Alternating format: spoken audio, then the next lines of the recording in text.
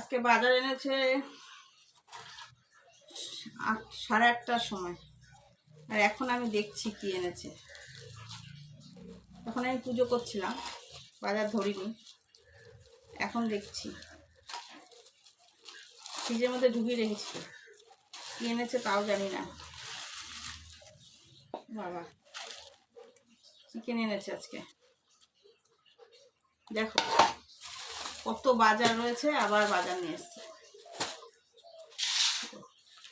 পটল, এর মধ্যে 2 প্যাকেটেই পটল রয়েছে। আবার দেখো খুবই বড় বড় পটল নিয়ে এসছে। পটলগুলো আজকে ভাজা খাবো, ভাপা 2 দিন ধরে খাচ্ছি, আর ভাপা খাবো না, অত ভাপা খেতে ভালো লাগে না। এর মধ্যে আছে কি যেন আছে, ও এগুলো কালকে নিয়ে এসছে। দেখো কুমড়ো,